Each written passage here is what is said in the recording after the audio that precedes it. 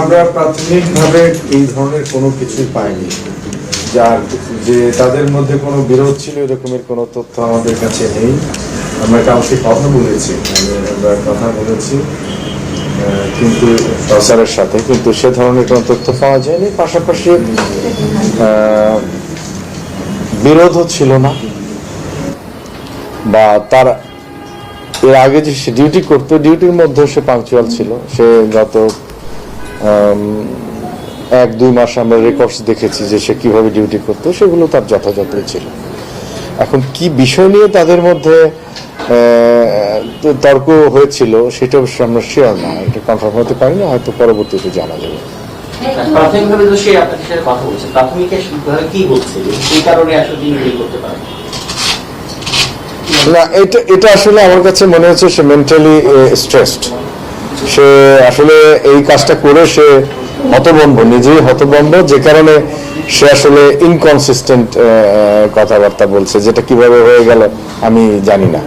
অর্থাৎ যেটা হয় আর কি, নিজের সহকর্মীকে নিজে যদি এই ধরনের একটা বড় ধরনের ঘটনা ঘটায়, স্বাভাবিককালীন তার মানসিক এবং নার্ভাস সিস্টেমের উপরে তো থাকে, যে কারণে সে কিন্তু এই কমিশনের পরে সে ওখানে ওয়েপন রেখে হাঁটাহাঁটি করছিল। সে তার কারণ কি, সে এই স্ট্রেসটা নিতে পারছিল না, এবং হয়তো এটা ঘটনার পরেই সে বুঝতে পারছে যে সে কত বড় অন্যায় এবং অমানবিক কাজটি সে করে ফেলেছে, সেটিও সে হয়তো তাৎক্ষণিকভাবে অনুভব করেছে।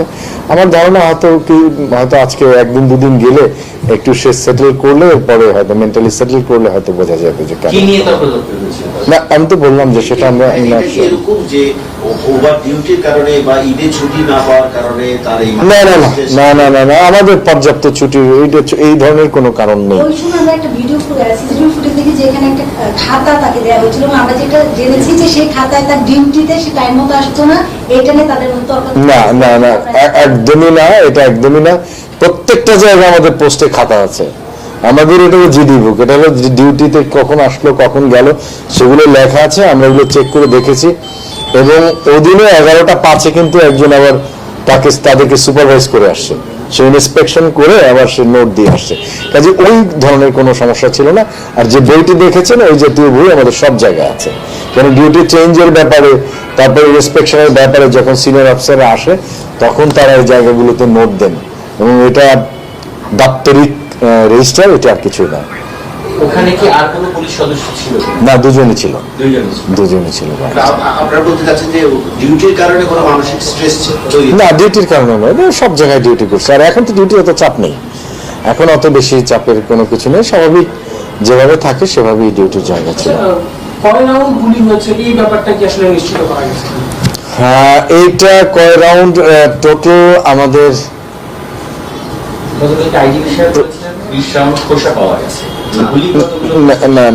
না, এটি এক্সাক্ট নাম্বার না। এক্সাক্ট নাম্বারটি হচ্ছে আমরা দেখেছি, তার কাছে আমরা যেটি পেয়েছি তাতে বোধহয় 8 রাউন্ড বা 9 রাউন্ড গুলি সে ছুঁড়েছে।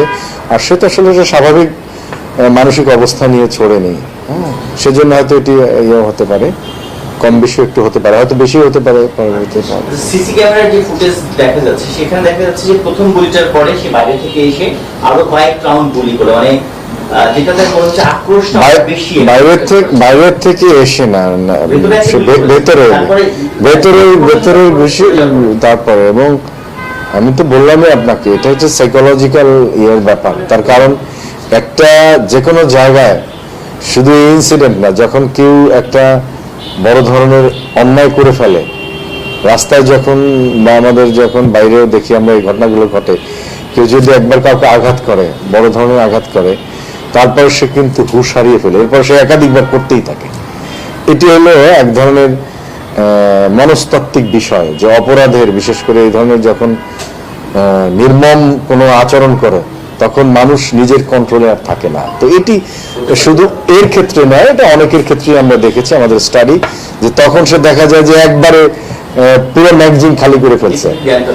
তার কারণ হলো যে ম্যাগজিন খালি, এটা কিন্তু স্ট্রেসের কারণে, সে স্ট্রেসটা নিতে পারে না। এটি যদি সে অন্য বিষয়, অন্য আলোচনার বিষয়, যে সেগুলো সেই কারণে অনেক সময় হয়, যে ধরেন একটা বুলেটেই কাজ হয়ে গেছে, তারপরে দেখবেন যে হয়তো 20 রাউন্ড খরচ করে ফেলছে শুধু শুধুই, তার কারণ সে আউট অফ কন্ট্রোল থাকে। একটা প্রশ্ন হলো যে এই ধরনের আচরণ কতটা নিয়ন্ত্রণহীন হলে এই ধরনের আচরণ করতে পারে বলে আপনার মনে হয়? না, নিয়ন্ত্রণহীন না, মানুষ তো সাইকোলজিক্যালি আপনি প্রতিটা মানুষের যে মস্তিষ্ক, এটার উপরে তো আপনি 100% নিয়ন্ত্রণ পৃথিবীতে কেউ নিতে পারে না, তাই না? তো আমাদের সেই জায়গাগুলোতে আমরা কাজ করি, আমাদের যত কাজকর্ম আছে সেগুলো আছে। এখন উত্তেজনার বশবর্তী হয়ে যে দুর্ঘটনা ঘটে এটি কিন্তু বিরল নয়। উত্তেজনার ইয়েতে হয়ে যে অনেকে এই ধরনের নির্মম ঘটনা ঘটে, সেগুলো অনেক সময় মুখোমুখি হতে হয়।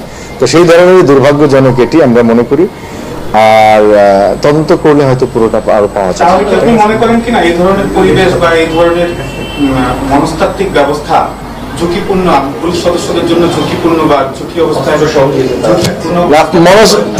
পুলিশের ক্ষেত্রে প্রত্যেকটা মানুষের জন্য, আপনিও তো আপনার জন্য ঝুঁকিপূর্ণ হতে পারেন। হঠাৎ কেউ যদি আপনার ইনভেস্টিগেট করে, আপনার তো যে লোকটাকে স্ল্যাপ করা উচিত না তাকে স্ল্যাপ করে বসলেন, বসার পর বুঝলেন যে আমি স্ল্যাপ করাটা আমার ঠিক হয় না, তাই না? এগুলো তো হয় অনেক সময়, উত্তেজনার বশবর্তী, উত্তেজনার মুখোমুখি জীবনে কেনা হয়েছে কম বেশি, কিন্তু এই ধরনের নির্মমতা তো হওয়া উচিত না। হ্যাঁ, এবং সে কারণে আমরা মনে করি যে এটা তদন্ত করলে হয়তো আমরা বের করতে পারবো যে কি কারণে তার এত উত্তেজনা বা এই পর্যায়ে গেল। ঠিক আছে, মহানগর পুলিশ প্রধান হিসেবে আপনি এই বিষয়টাকে কিভাবে নিয়েছেন?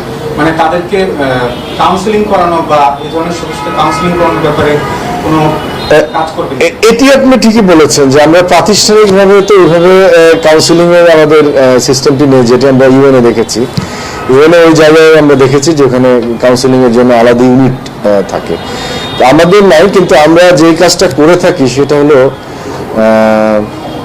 অনেক সময় আমরা যখন ব্রিফ করি তখন কিন্তু আমরা ডুজ ডোন্টস বলি, এটাও কিন্তু এক ধরনের কাউন্সিলিং।